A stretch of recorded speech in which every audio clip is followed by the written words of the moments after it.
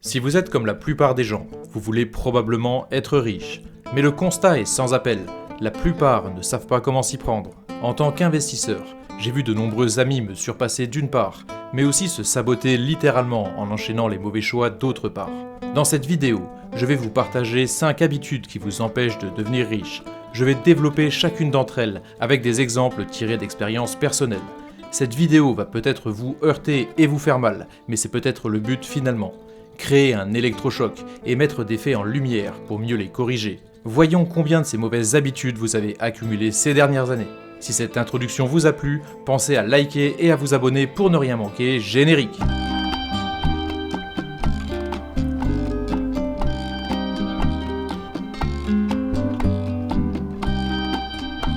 Parmi mes nombreuses erreurs, il y en a une qui m'a fait perdre un temps fou dès l'obtention de mon diplôme.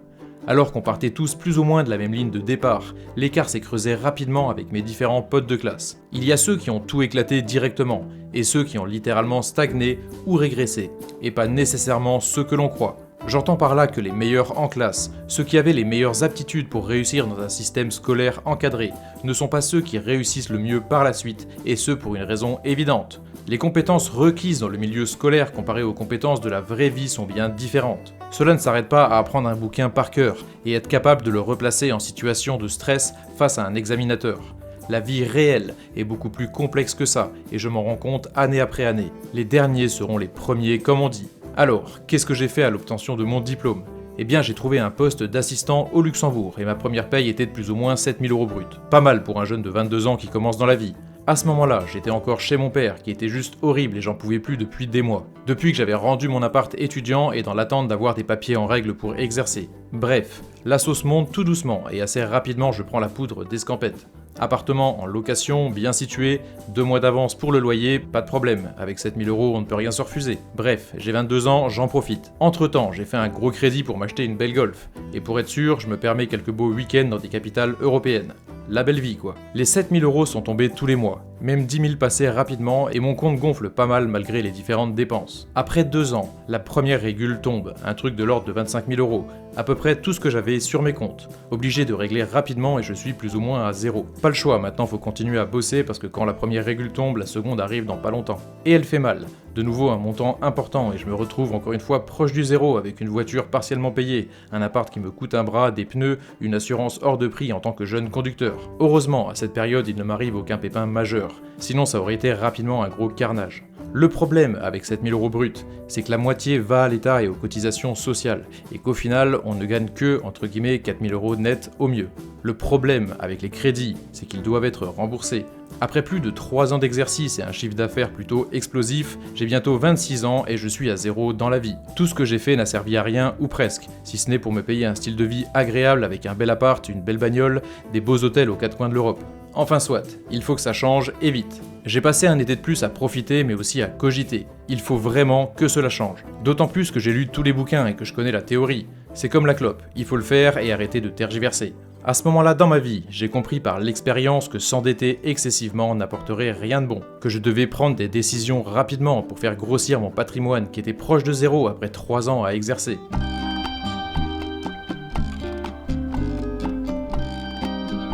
Je dois donc investir et rapidement. À l'époque, les taux étaient encore bas et il y avait peu d'offres sur le marché. Je vais voir mon banquier pour voir ce que je peux emprunter et boum, électrochoc. Si mes revenus sont bons, j'ai trop de dépenses et un taux d'endettement de plus de 30%. Impossible de souscrire à un prêt immobilier comme ça. Tout ça, je le savais, mais de me l'entendre dire, ça m'a bien remis les idées en place. Par chance, on est dans un contexte calme sans grosses variations de taux directeur. L'économie est plus ou moins prospère et les marchés sont dans le vert. J'ai la chance d'avoir un bon salaire, au prix d'une 50aine d'heures semaine à l'époque. Quand on remet ça sur un tarif horaire, c'est directement moins élevé. On peut dire que je vis tout juste dans mes moyens. Si je gagnais ne serait-ce qu'un petit peu moins, je vivrais très largement au-dessus de mes moyens. Et ça va très vite, il suffit d'un événement imprévu pour tout faire basculer. Boum, je vends ma voiture, je coupe une assurance vie ridicule souscrite auprès d'un ami qui me voulait du bien et d'autres prélèvements non essentiels.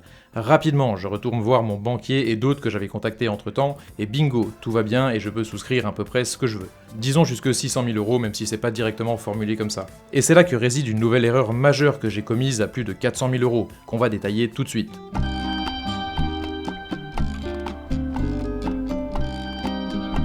Dans la vie, on peut être laxiste un temps. Mais un jour, il faut se prendre en main et le faire bien. J'ai 26 ans et je suis à la recherche d'un bien immobilier compris entre 100 et 600 000 euros. Les taux sont extrêmement bas et le marché immobilier est censé être haut. Tout le monde attend la chute et les acheteurs comme moi ne se bousculent pas pour acheter à ces prix-là. Idéal, me direz-vous. Alors, où est-ce que ça foire ? Eh bien, ça foire au moment de choisir le montant à investir. Qu'auriez-vous fait à ma place ? Acheter un bien à 150 000 euros ou à 500 000 euros ? Eh bien, figurez-vous que je n'ai pas fait le bon choix. Du moins, j'ai choisi la facilité, proche de ma famille, de mon travail, sans bouchon et avec beaucoup moins de stress. J'ai acheté un appart correct et très bien situé à 130 000 euros au lieu de poser 500 000 directement. Alors, pourquoi j'ai foiré ? Je m'adresse surtout aux jeunes, les anciens savent pourquoi j'ai foiré. Eh bien j'ai foiré car au même moment, j'avais non pas un ami mais plusieurs de mes potes qui ont acheté des appartements à Luxembourg à 500 000 euros justement. L'équivalent du même appartement du mauvais côté, enfin de l'autre côté de la frontière mais 3 fois le prix. Que s'est-il passé ensuite ? Eh bien on est dans les années 2010 et le marché immobilier a littéralement explosé à Paris et surtout dans les zones spécifiques frontalières comme par chez moi.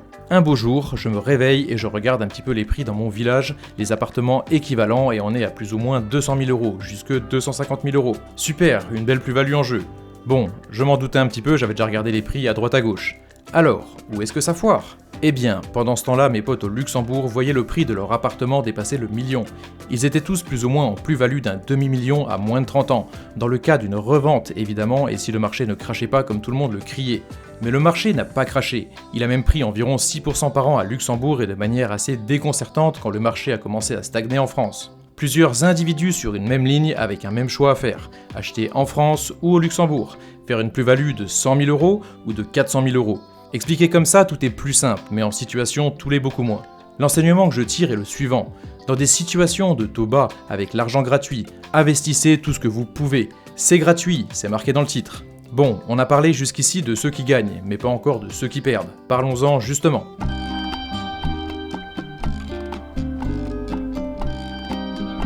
J'ai tellement d'exemples que je ne sais pas par où commencer.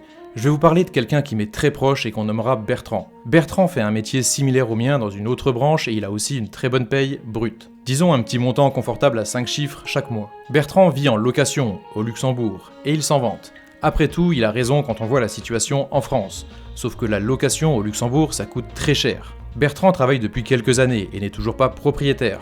Peut-être que sa Golf GTI, puis sa Golf R, puis son 6 litres atmosphérique de chez Mustang lui coûte trop cher. Ah, et il a aussi acheté un Porsche Macan S à sa femme. Et oui, Bertrand, il brasse un petit peu quand même. Mais, et c'est là que ça se corse, j'ai parlé avec Bertrand et il est bien embêté même s'il a du mal à le cacher. Les taux ont augmenté et sont proches des 4 ou 5% à Luxembourg. Sa femme ne travaille pas et il a beaucoup de charges.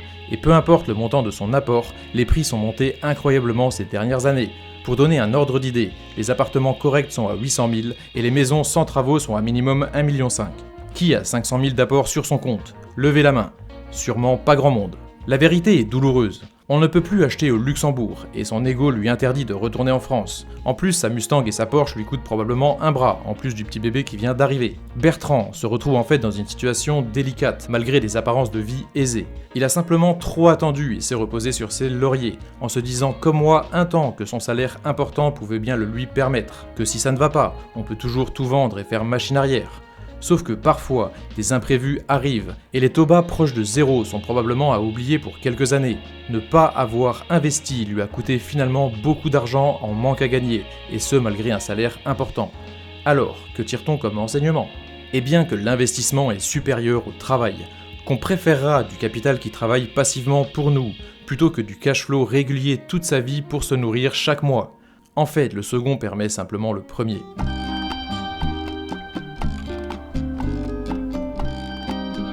De toute façon, plus les années passent, moins je ressens le besoin d'avoir une Porsche. Les Porsche, c'est pour les pauvres finalement. Bon, c'est pas nécessairement vrai. Ce qui est vrai, c'est qu'une partie non négligeable des gens qui ont une Porsche sont pauvres. Pourquoi ? Eh bien, car cette Porsche est payée à crédit et qu'elle pèse sur le cash flow du foyer. Je vous le dis, car j'ai déjà failli faire un crédit plusieurs fois pour m'en acheter une. À chaque fois, la voix de la raison me rappelle qu'acheter des passifs de surcroît à crédit cause la ruine de bien des individus. Vous devez toujours vous demander ce que vous êtes en mesure d'emprunter. À combien est votre taux d'endettement ? Si vous voulez acheter un bien immobilier maintenant, le pourriez-vous ? Pour devenir riche et prospère, on se doit de garder un cash flow conséquent tout en réduisant les dépenses inutiles. Par dépenses inutiles, on comprend tous les passifs, le matériel, le luxe, l'alcool et les autres substances. Toutes ces dépenses inutiles vous privent de votre cash flow, d'économiser, de placer ce qui dépasse de votre salaire. Car placer est absolument essentiel et c'était l'objet de toutes les dernières vidéos. Au plus tôt on investit, au plus tôt on se donne les moyens de tirer les bénéfices de ces investissements. N'oubliez jamais que la bourse de manière générale vous offre un rendement de 10% moyen annualisé depuis des décennies. Peu deviennent riches du jour au lendemain et le capital se constitue sur le long terme. Peu auront la patience d'attendre et de laisser pousser l'arbre jusqu'à en récolter des fruits. Il est tellement plus simple de profiter tout de suite des jeunes pousses. Soyez patient et rigoureux dans votre approche. La jeunesse est ambitieuse et nous pousse souvent à vouloir monter les marches trop rapidement, au risque de se prendre les pieds dedans.